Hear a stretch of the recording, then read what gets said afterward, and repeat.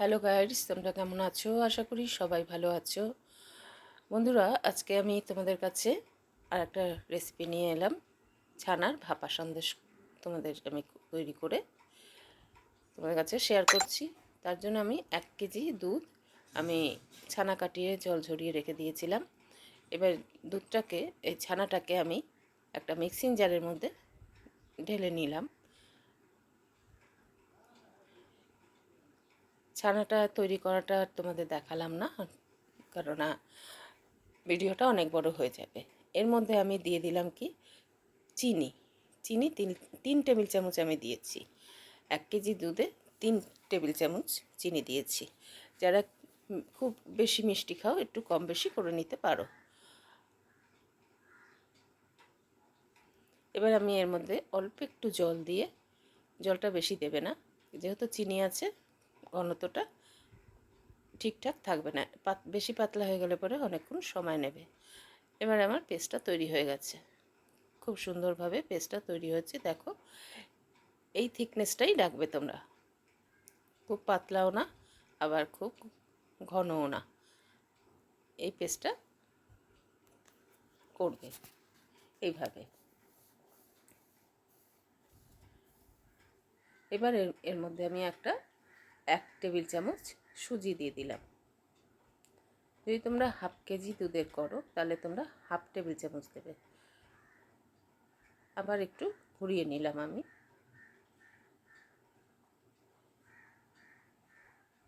দেখো, সুন্দর একটা পেস্ট হয়েছে।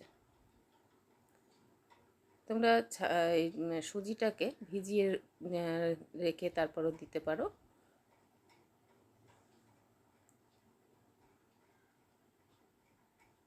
এবার আমি একটা বাটিতে বাটার পেপার লাগিয়ে নেবে। আমার বাটার পেপার হাতের কাছে ছিল না, শেষ হয়ে গেছিলো, তাই আমি একটা কাগজে বাটার লাগিয়ে রেখে দিয়েছিলাম। অল্প একটু বাটার লাগিয়ে রেখেছিলাম। এবার এর মধ্যে আমি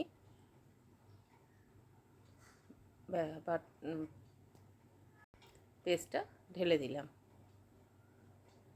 ঢেলে 2-3 বার আমি ট্যাপ করে নিয়েছিলাম, যাতে ভেতরে লাম্প না থাকে।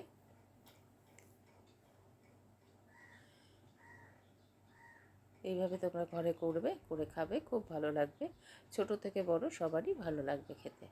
সবাইকে করে খাওয়াবে, হাতে তৈরি জিনিস। এবার ট্যাপ করে দিয়ে আমি বসিয়ে দিয়েছি। আর ওপরে যে একটা ছিদ্র ছিল সেটা আমি কাগজ দিয়ে বন্ধ করে দিয়েছিলাম, যাতে ভাপটা না বাইরে বেরিয়ে আসে। আমার এটা তৈরি করতে 20 মিনিট সময় লেগেছিল, মানে ঠান্ডা করে টোরে নিয়েছিলাম। এবার দেখো, বারবার এটা একটু খুলে খুলে আমি দেখেছিলাম।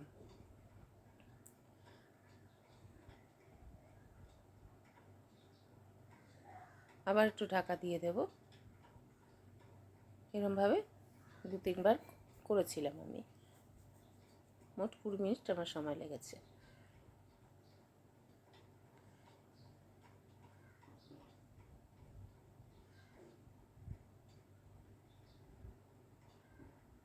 দেখো, এখনও হয়নি, আর একটু বাকি আছে। ভেতরটা একটু নরম আছে। বারবার ঢাকা দেবে, ঢাকা দিয়ে আর ঢাকা খুলে দেখবে।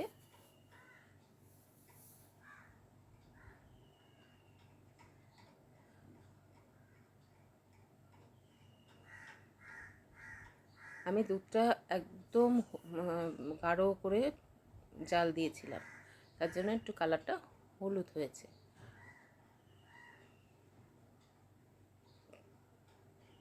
দেখো, এবার আমি খুন্তি দিয়ে ওপর থেকে দেখছি, একটু লাগছে না। এবার আমি তোমাদের কাছে কাঠি থাকলে সেটা দিয়ে দেখে নেবে। আমি একটা চামচ দিয়ে দেখব।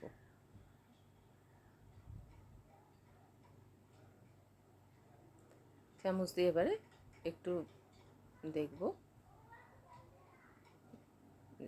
চামচের গায়ে দেখো একটু লেগে নেই, তার মানে আমার সন্দেশটা হয়ে গেছে।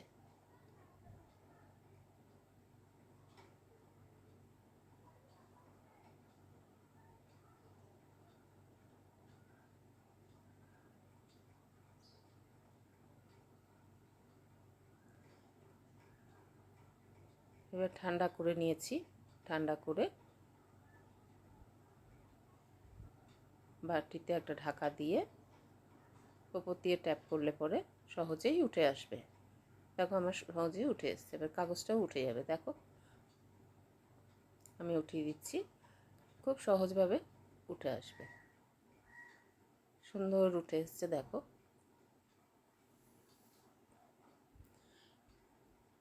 খুব সুন্দর হয়েছে।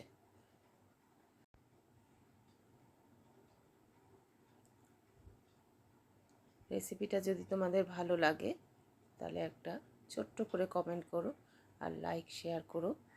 আর যারা নতুন আছো তারা আমার পাশে থেকো, একটা সাবস্ক্রাইব করে আর বেল আইকনটা প্রেস করে রেখো, যাতে নিত্য নতুন রেসিপি দিলে তোমাদের কাছে আগেই পৌঁছে যায়।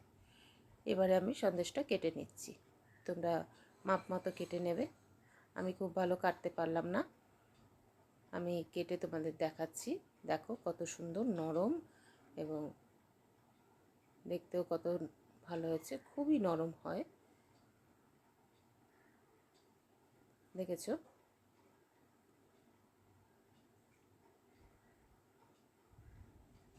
খেতে খুব ভালো হয়। ছোট থেকে বড় সবারই এটা খুব প্রিয় খাবার, খেতে পারবে, বাচ্চাদের টিফিনেও দিতে পারবে। খুব নরম সন্দেশ একটা তৈরি হয়ে গেল। তোমাদের যদি কোনো জায়গায় অসুবিধা থাকে আমার ভিডিওতে, তাহলে তোমরা আমাকে কমেন্ট করে কমেন্টের মাধ্যমে জানিও। আর ভিডিওটা আর বড় করলাম না। তোমরা সবাই ভালো থেকো, সুস্থ থেকো। এখানেই শেষ করলাম। টাটা।